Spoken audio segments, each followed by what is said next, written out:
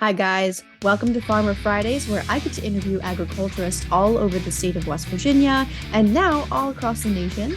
Today, I'm super excited. We have Amy Parsons-White, who's part of the Marshall Sustainability Department. So, what's your official title? I'm the sustainability manager. Sustainability. That's amazing. Yes. So, if you can't tell, that's what we're going to be talking about today is the sustainability department at Marshall University, the different programs that they're involved in. But first, before we get into all of that craziness, tell me a little bit about you. Well, I am originally from West Virginia. I'm from Jackson County. And I have a master's degree in biology with an emphasis in aquatic toxicology, which led me on a crazy kind of path to get here. Um, um, but I'm married. I have two kids, three dogs and a cat. We love to hike and be outside and forage and do all of the wonderful things that West Virginia allows you to do. Absolutely. I mean, so you're clearly in tune with nature, you're clearly in tune with the environment, and you love West Virginia. Was there something in your childhood that kind of sparked that? Yeah, actually, my grandfather was a farmer, and he actually ran a nursery. He had Parsons Nursery in Charleston. Okay. And so I grew up, on his farm with milking the cows and, working in the garden. And then every Christmas, we got to go harvest the Christmas trees and work at the farmer's market. And it's funny because at the time, when you're a kid, I loved it and I loved being there with him, but I thought, oh, I'm never going to do this. And so it's funny how as you grow up and try to get away, your roots kind of pull you back. Absolutely. I mean, when you've got that implanted passion, essentially, it just tends to find its way out there in life. And it Absolutely. takes you Yeah. down those paths. So going back to the sustainability department at Marshall, I mean, obviously that's a huge component of the university. So how in the world did it get started and how did you get involved? Yeah, so it got started in 2009. It's a really cool story, actually. It was a grassroots project by a group of students. They decided that they wanted to see more green initiatives on campus and they were willing to pay for it. So they petitioned the president at the time, Dr. Kopp, and told him, we will pay $5 a year as a green fee if we can address food insecurity among students and landfill bound waste. And so that's when it started. He agreed, and they developed the green fee and they established the student gardens, which are still there on the corner of 5th and 17th, and a recycling program. So that's kind of wild how students' ideas, that one little idea, that one little initiative has Mm-hmm. grown into something this large. Do any of those students who began this, do they ever come back and see what their hard work really turned into? Well, I'm because they are those types of people to start initiatives and be passionate. They actually, most of them work in nonprofits now or other organizations, and so I get to work with them. Oh, that's Um, awesome. doing collaborations and that kind of thing. So yeah, they do stay pretty involved. That's really neat. So they started this initiative because obviously they wanted to see a change. They wanted to see Marshall go green. I mean, you guys are Yes, already pretty green to begin with. right. We have the perfect slogan, right? Oh yeah, that's amazing. It worked out really well. But why should the students be concerned with going green? Well, there are several reasons. First of all, I want to point out that it's not just going green. Okay. Sustainability, everyone thinks of the environmental Hmm. impact, and it's of course very important, but it's only one of three. Sustainability is actually an accounting framework, and a lot of people don't think of it that way. But there are three E's. There's the environment, there is the economy, because we have to have a healthy economy in order to be sustainable. And there's also education and equity. So we have to have, respect our environment, have a healthy economy, and have healthy happy, educated people in order to be sustainable in the long run. So I say all of that just to say, when the students started the program, they wanted student gardens because of social equity issues. We have students who are in need and who are food insecure. Mm-hmm. And so we've been able to continue those student gardens. We have market day every Wednesday during the harvest season where students can come get free food that's grown organically on campus. Yeah, all of our programs kind of go back to that. So sorry, that was long and drawn out. No, thank you so much for correcting that and letting people know that, again, it's so much more than just that one aspect. I love it. Right. And you have to have all three. So the way that this impacts students, when we start a program on campus, in the sustainability department, it's not just about saving the environment. It's about doing something for them that is going to help them and lift them in the long run, while saving the university money or making a profit that will then allow us, like this past year, to not have to raise tuition.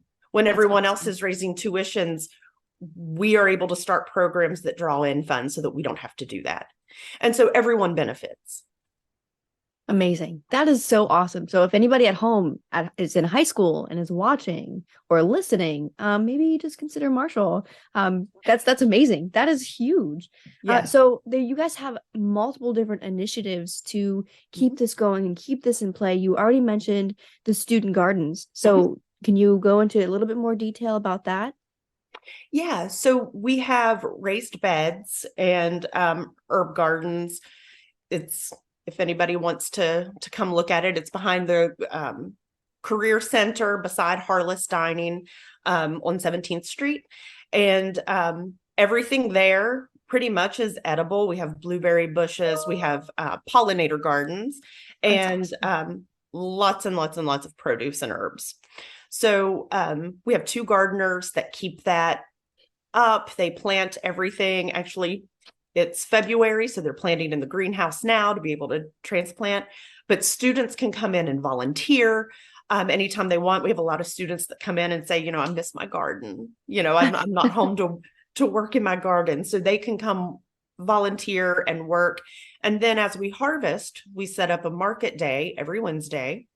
The gardeners harvest on Tuesday, and then we give it all away to our students on Wednesday at the students. That's amazing. And I wish so much that I had programs like this in my undergraduate degree or my master's degree, because I don't have a green thumb. I kill everything that I try to grow, and it's really frustrating, but I would have loved to have had somebody to guide me through that or educate me in those areas. And I'm sure, like, not only is this a great opportunity for students to get outside, get back to nature, work on feeding themselves or feeding their student body, but it's a great educational opportunity as well, right? And you got people to teach them how to do this. That's absolutely. And we even hold little workshops. Our gardeners will hold workshops and teach students how to grow plants in their dorm. So we have students that are growing basil and, different herbs and even patio plants. So students that live in apartments, you can get a 5-gallon bucket and grow tomatoes and cucumbers. Are you sure? Can I enroll today? Because absolutely. I would love that. Now, you also have another way to stay sustainable, and that's your thrift store. That's also a huge initiative too, right? Yeah. So we were noticing we track all of the waste haul on campus, and so we were noticing during move out, waste haul just goes through the roof. And so I contacted housing, and we partnered on the Marshall University thrift store. So housing started what's called a green move out. So as students move out now, instead of throwing everything into a dumpster, because pretty much, we were all students. I get it. Something won't fit in your car, so you just leave it. Yeah. I get that. And so we were seeing, they were complaining about seeing mini fridges and microwaves and TVs going into the dumpsters. Wow. So they started a green move out so that students can donate instead of throw away. And then on our end, we started a thrift store that is very student friendly. We have reusable bags that you purchase when you come in. The first purchase is $3, and you can take whatever you want. It doesn't have to fit in a bag because obviously you can't fit a mini fridge in a bag. But when you return and you bring your bag back, it's only $1, and you Oh, can that's take whatever awesome. you need. So we're making enough to cover costs, but then our students can come in and get whatever they need. And we literally have everything, tons of clothing, small appliances, school supplies, books. Instead of selling their books, students will donate them so people can come in and get free books. Oh, that is awesome. And so it's really beneficial for our students. And at the same time, we cut waste haul by 50% during our move out. Seriously? Like that's huge. Yeah, 50% of landfill bound waste is now going to the thrift store and back Oh, to our students. oh my gosh, that is amazing. Well, first off, congratulations. That is a huge accomplishment. Not just for you and your program, but for the university as a whole. Yes. Yeah, I, it's really huge for our students. And and of course we have, as every university does, we have students who are in need. of And course. so if we're contacted by student affairs or, whichever entity contacts us and say we have a student in need, they don't have to pay. We open the store up. They can go in after hours if they want and just take whatever they need. So it's really there. It's not there to be a moneymaker. It's there for our students and just to reduce waste haul.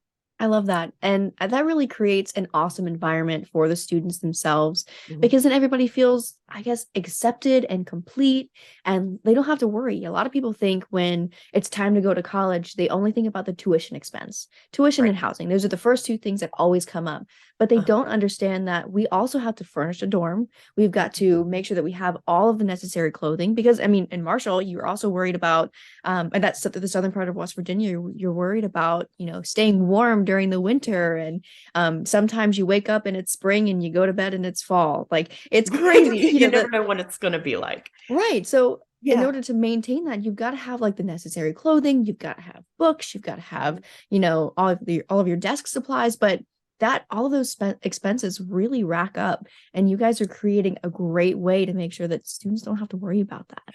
Right. And students have enough to worry about just with their courses and passing and getting through. Absolutely. They shouldn't have to worry about whether or not they can walk 5 blocks across campus to their next class when it's 30 degrees outside. I love it. So yeah, and I didn't realize how many students we had that were impacted until we started this store. So it's been eye-opening for me and for other members of the sustainability department to, you never know what kind of circumstance is going to arise that someone's going to need immediate emergency help. Well, what a great way to make sure that your students are taken care of. I couldn't be more excited about this. But shifting gears just a touch, there's one more initiative that I really wanted to talk about because again, it's impacting your students, it's impacting your environment, it's just creating a great wholesome environment for your students as well. The composting mission, which is getting huge right now. I think I'm invited to the grand opening, which I'm very Yes. excited about. Yes. So go ahead and go into detail about that one. So that is the initiative that I have been working on the longest.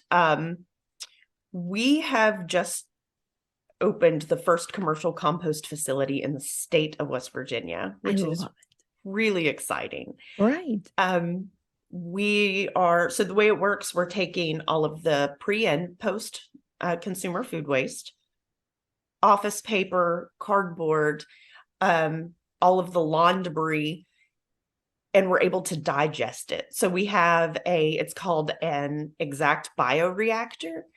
It's a giant drum that breaks everything down in 6 days from awesome. input to finished compost. And then we also have a worm bin. It's 5 feet by 40 feet and holds 50,000 red wigglers. And so some of the compost as it comes out will kind of rush it and take it out at 3 days, put it in the worm bin and let the worms finish it. And so we have castings and finished compost. That's really neat. That is awesome. I've been on a turkey grow out facility and I was able to see one of these large, massive composters in actions, like the mechanical composters. And it was the coolest thing because you input your waste and out comes fresh compost that you can utilize immediately. Yes. Whereas if you try to do it at home yourself, it takes such a long time to make that process work, make it happen. And sometimes it doesn't always go exactly how you want it to. Right. Does it your composter itself, how much are you able to go into detail about that? Yeah, about what? Your bioreactor, because I think those Yes. like the science behind that is the coolest thing ever. Oh, yeah, absolutely. So what it does, it's basically the same thing as windrowing. Mm-hmm. The only thing is it takes out all of those environmental variables that slow down the composting process. So it doesn't really do anything fancy. It doesn't warm up. It doesn't, so when we put the organic material in, the microbes are doing their job. They bring it up to 140 degrees and the digester is insulated. So it holds it there at a steady temperature. Oh my Um, gosh. if it gets too hot, a fan kicks on and helps it, and then it turns. It also turns. So it will turn several times and then stop and allow it to heat back up. And so without, rain and cold weather and shifting temperatures, it's able to, instead of 6 months to break down, it's able to break down in 6 days. I love that. So I worked in a poultry facility. I did research with broilers for the last 2 years, and I actually windrowed by hand. Usually you've got like mechanical windrowers. Yeah. So we windrowed by hand. We put everything in those long piles and then would come in after it reached temperature, if it reached temperature, and turn it by hand again. So having something like that is phenomenal. So once you have everything composted, are you able to sell that? What's your next step once it's done? Yeah. So we actually worked really hard. We worked with a couple state senators and some delegates in our region and changed the law because it was not legal. I don't want to say it was illegal, but it was not legal to sell post-consumer compost in the state, or post-consumer food waste as compost. Okay. So I got all of the science together, showed how, 140 degrees for 6 days is going to kill all the pathogens. It's safe. And we were actually able to put it into law. So Wow. it not only helps us, but now what we're wanting to see is this go statewide. There's Absolutely. no reason we can't, have composting across the state. Yeah, that is phenomenal. That's a huge accomplishment. It's exciting. It still hasn't completely sunk in, I don't think. I'm like, but I mean, not that I'm thinking that it's small, but you know what I'm. So yeah, it's definitely not, because not only are you impacting just your area, but this is this is a statewide thing. And Yes, that is, oh my gosh, this is so cool. I would love to see something like this pop up all over the state because it does make a massive impact. it really does. I mean, and on so many levels. So we're people say, well, why is compost important? Like who cares? I get that a lot. And so I'm like, well, Really? we have limited landfill space. Mm-hmm. And it costs a lot to haul your everything to a landfill. Instead, we'll be taking it to our facility and turning it into something that we can sell for a profit. So we're basically making money from our trash. Yeah. That's exactly what we're doing. Turning But trash not into only treasure. I that, love it. on the environmental side, West Virginia has a history of extractive industry. And so our soil suffers. I'm not, for or against the extractive industry. I'm not saying that. It's just Mhm. the fact is that our soil suffers. And so Mhm. there are areas in the state where we can't grow a lot of produce and we see massive flooding. So one thing that I always point out too is that on the environmental side, besides saving landfill space, we are able to build our soils back. Compost isn't like regular fertilizer. It actually builds your soil, makes it healthier. It absorbs more water. It holds water, so it reduces flooding, it reduces runoff. And then we're able to grow food that we weren't able to grow before. How awesome is that? So this has the potential, and I realize this is a very big statement, but it does have the potential to change the economy and the types of industry that we have here in the state. I don't think that's a big statement. I think that's a realistic statement. That is very realistic, very attainable. And if more people get on board with this, that's something that can definitely happen here in the state of West Virginia. Absolutely. And we're perfectly located for it. We are within driving distance of the majority of the population on the East Coast. When you consider that, there are a lot of farms in Ohio and Kentucky, and even here in West Virginia, who have to drive a very long way to buy bulk compost. West Virginia could be that hub. We could have everyone coming to us. And then with food production as well, the entire state is considered a food desert. Yes, ma'am. We are very food insecure. And we come from a history, this, of agriculture. Yes, ma'am. This could allow us to get back to that and become a food hub. We have for centuries provided power to the United States through coal production. We have the potential now to provide food to the United States through agriculture. And I think that we can get there through composting. And so there's a lot of people that I've been talking to that kind of have that same mission and that same understanding that here in West Virginia, it's agriculture rich. People don't always consider West Virginia as an agricultural hub, but it is. And we have the potential to get rid of the food deserts that we have here in the state. It shouldn't be a thing. So like the Ag Action Network specifically, like they were looking at different ways to create that more I guess what's the word I'm looking for? Increased food ecosystem, and have a healthier food ecosystem to ensure that we don't have these food insecurity issues. And not only is your program and what you're trying to accomplish going to help with that, but it also can help with job deserts as well. I mean, why couldn't this become a great way to increase job security, make sure that there is these hubs all over West Virginia to make that happen? I love it. Exactly. We will always need food. Yes, ma'am. We will always need food.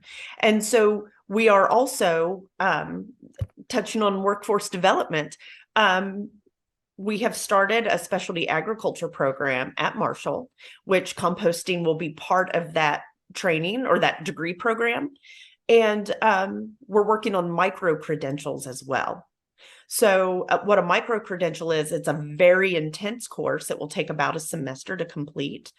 But it's open not only to our students, but to others in the community as well. You can come in and take this very intensive course, learn multiple ways of how to compost commercially, and then take that to start your own compost. So you don't have to be a student. Just to clarify, you don't have to be a student to get that micro credential. No. That is awesome. So this isn't just in the works. We've written, I'm working with Dr. Autumn Starcher Patton in the College of Science and to get this micro credential off the ground. So as soon as it is open, yes, it will be open to anyone who wants to take it. As soon as it is, please let me know, because I'd love to make sure that I can share that with people. Because again, something that you said before we even started the interview is that WVU, I'm sorry, I'm also wearing a WVU shirt. I didn't realize that until I started. I didn't mean to make that happen. We are all in the same state and we're all working together. But something that you said was that WVU is really considered the agricultural school. They don't always look at Marshall as that viable option if they wanted to get an ag degree. But you're talking about creating a very specialized agricultural degree at Marshall. So you touched on it just a little bit, but could you go into that just a hair? Yeah. So the Natural Resources and the Environment Department of the College of Science has been working on a specialty agriculture major. This is actually, or last semester was the first semester that it was an open major. That's awesome. And it has a sustainability minor that you can take as well. And what it focuses on, we're not a land grant institution like Right. WVU. So we don't have, the large scale agricultural programs, but we don't want to compete with WVU anyway. So we were looking at how we could complement. And so what we're focusing on is urban agriculture, small farms, things that you can do in small spaces, especially here in West Virginia. When you drive up a holler, you have sunlight from 10 a.m. to 3 p.m. and you got to make it work. And, Yes, an acre of flat land. So, what can we do with those spaces? That's what we were thinking about. And so that's where the commercial composting comes in. That's where hydroponic agriculture comes in. And, just different things like that. What can we do in our cities? A lot of our cities, though we have smaller cities than most states, are still food insecure. Yes, ma'am. And people that live in cities need food just as much as people that live in our more rural areas. So yeah, what can we do to make small lot farms produce the most fresh, healthy food as possible? Yeah, not only is there a need for this in West Virginia, but there's an interest. Like there's so many people that I know that are so interested in this topic specifically. This is a phenomenal program. And again, like you said, complement, not competition. I love that. Moving forward just a little bit, this is a great opportunity for Marshall, for your community, for the students, and again, potentially the state.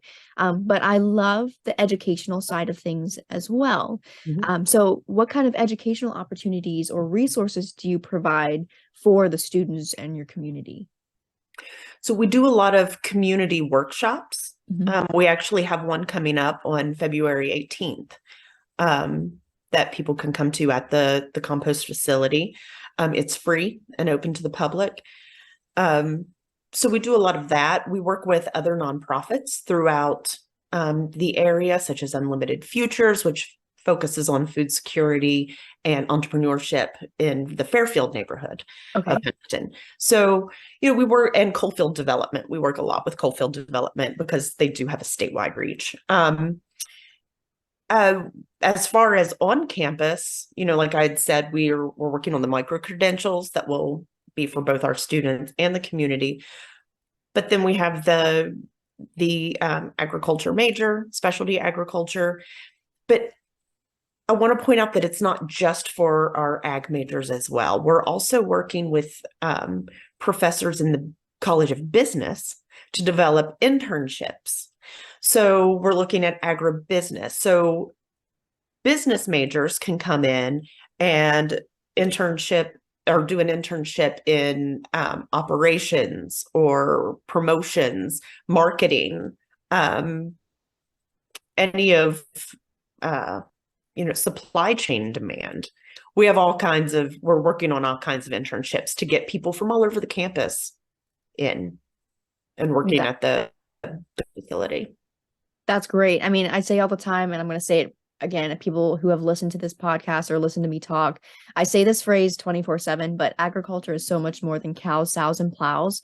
There are so many different opportunities for you to get involved in agriculture. So yeah, if you're a business major, I can guarantee you there is a job for you in this industry. So that's amazing. And when we're looking at, even the food security aspect, I had, coming from a science background into this field, I had thought, the College of Science will be all over this.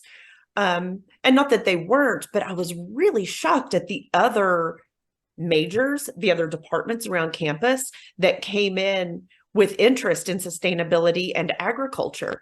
The social work department and the sociology department are two of our biggest volunteer groups that come in because of food insecurity and how the environment and food affects our society. Yeah, I mean, I mean, there's 8 billion people in our world, and agriculture affects every Definitely. single one of them. So it Yes. doesn't matter what your field of study is. You still have to eat, you still have to wear clothes, you still have to put gas in your vehicle, and that impacts every single one of us. So Yeah. yeah, like And I say that all the time with sustainability. We touch everything. mhm. We touch everything on our campus. We touch everything in our community It's a because great way to obviously you can't, we all have to be sustainable. We exactly. all have to sustain ourselves. Yes, And ma'am. that's what we're here to do. It's such a broad way to think about it, but it does. It is Mhm. crazy how much it impacts us. So my next question for you is how would you like to see this actually expand at the university?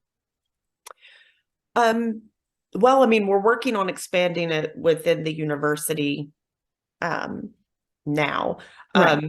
beyond composting, beyond, all of that. We're working now writing sustainability policy or sustainable policy for the university. Um, we've found that, every department has their own policy on how to purchase or how to do this and that. We're trying to make a blanket policy so that we're all on the same page, that there's less waste. And I think that that is going to just help the university in leaps and bounds. Just Absolutely. just saving and having everybody on the same page, and not wasting. Um, we're looking at alternative energies. We're looking at adding EV chargers. We're looking, which we have 2 already, but we're looking at adding more. We're actually working Mhm. with WVU on that. Oh, that's Um, awesome. so yeah, we work with WVU a good bit. Like I said, we're if we can come together, we can get a lot more done than if we try to do this individually. Absolutely. So partnerships are very important.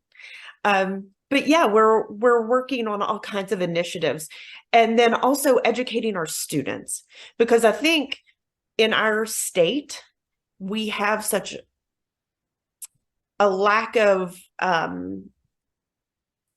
understanding of what sustainability really is, Yep. that we want to educate our students and our community, um, because it really comes down to behavior modification. I Mhm. don't think that it's people don't want to live a sustainable lifestyle, because we would all benefit from it. I think it's just, if you don't know, you don't know. Yeah. No, I completely agree. And we have a lot of students that come from, Southern West Virginia or different areas who, there's no curbside recycling program. They don't understand how recycling works. There's no composting program. We've lost touch with being connected with the earth and our food sources and that kind of thing. And so that is what we're focusing on the most right now, is educating our students, the community, on how you can live sustainably and how it will directly impact your life and make it better. Absolutely. One of the things that I tell people, and I got this from a really great friend of mine, and he said, don't be afraid to be the needle in the haystack. Be that one person that makes the little change in your home, because that does create a ripple effect. So, yeah, you might be the only person in your dorm who is recycling, but that's going to make a big impact because eventually other people will catch on. And Yeah. then you can teach that to your friends, you can teach that to your children, you can teach that to your professors. So, be the needle in the haystack. Yeah. Well, and I'm glad you brought that up. The students, being the one person doing it maybe on the floor of their residence hall. We've just started a program, a peer mentor program. So we have a small group of students who are really passionate, and they are now going out on campus and tabling and educating their peers, I love that. and leading programs, because I can walk in and talk all day long, and, I'm I'm just the old lady in the room. Oh my gosh, stop. No, I mean, we all respond in a more positive way to our peers. Of course. And they have the way to communicate and to get that message across in a very meaningful way. And so I'm really excited that we have these students that are coming in and taking on that responsibility and that role to kind of, I say, preach the gospel of sustainability to their peers on campus. It is making a difference. It's really making a difference. Good. And that's awesome when you can see those ideas come to fruition and see things start to happen.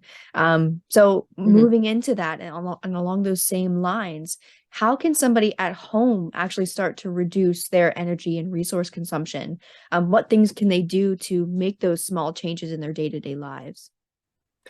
Really, it is very, very small. There are little things. One thing that I didn't realize until we switched out our light bulbs at Marshall, I didn't realize what regular light bulbs and LED light bulbs, the difference between the two. Switch out your light bulbs, get LED light bulbs. I am saving in my home probably $30 a month Seriously, from switching out all my light bulbs to that is LED. awesome. It's insane. And it uses so much less energy.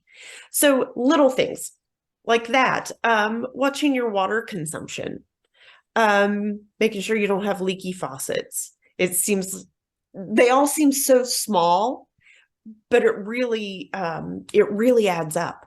And Absolutely.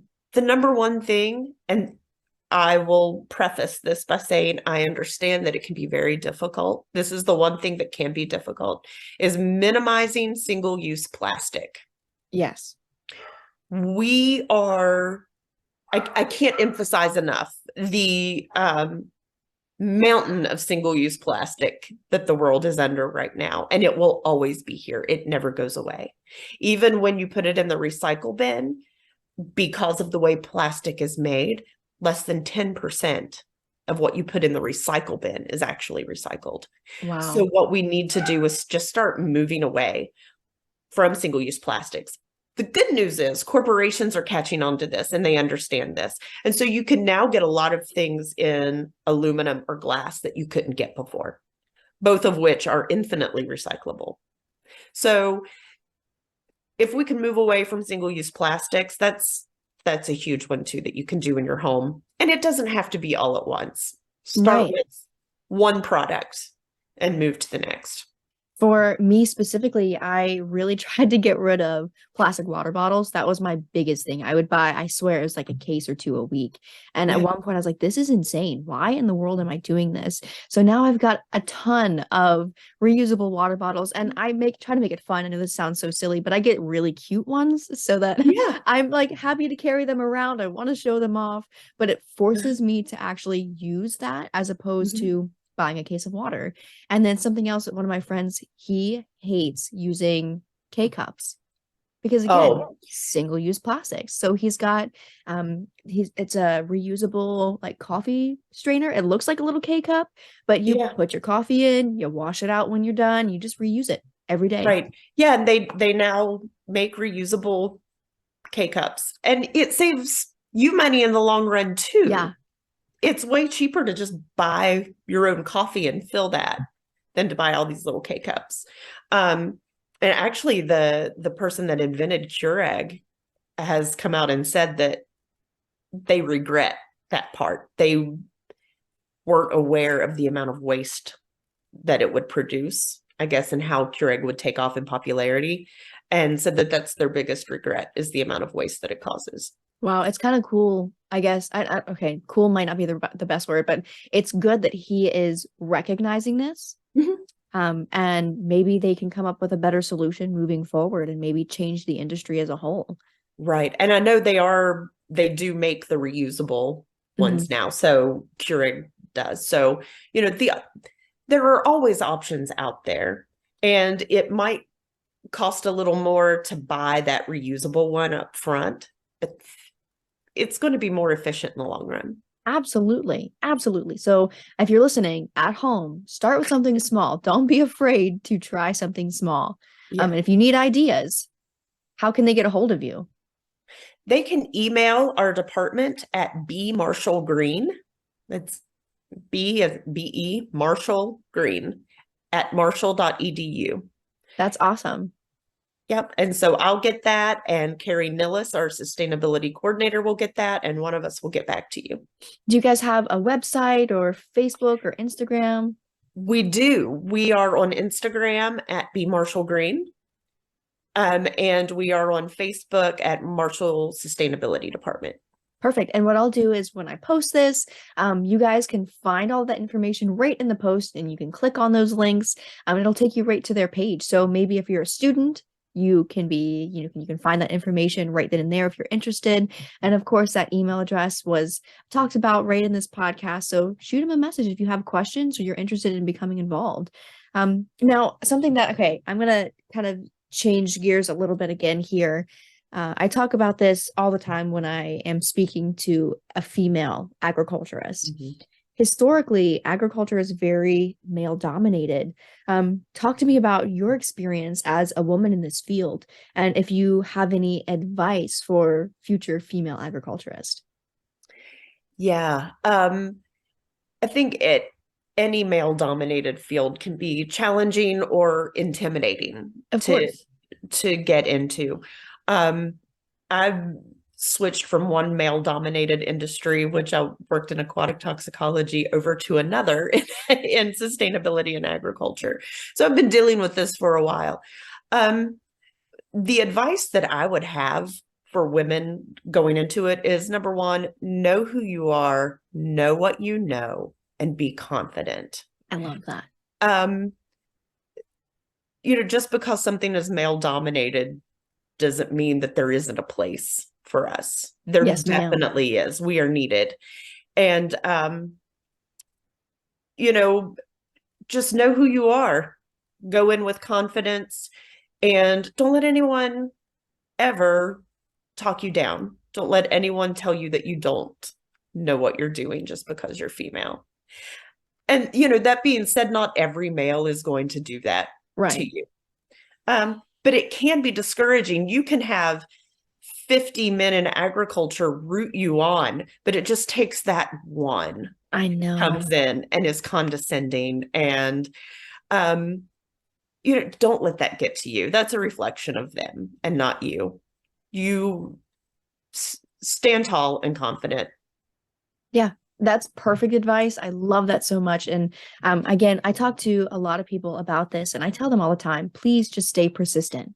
So yes. Regardless of if it's a man or woman who is telling you you can't do this, or you are, or they are condescending towards you, stay persistent in that, because that one person shouldn't define your future or stop you from reaching those goals. So persistence is key in this situation. Well, right. And like you just said, whether it's a man or a woman, you'll have a lot of naysayers in anything that you do. Yes, if ma'am. you come up with a novel idea or something that's never been done before, you will have naysayers. When I said I wanted to start a compost facility at Marshall University 4 years ago, when I started researching this, I had people laugh out loud and say, that's never going to happen.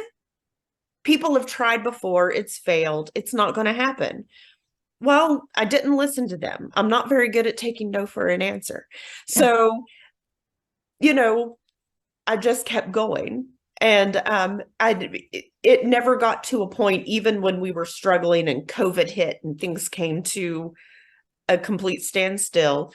It never got to the point where I thought, okay, maybe I do need to quit. Because certainly you need to know when it's not going to work and you need to find another route.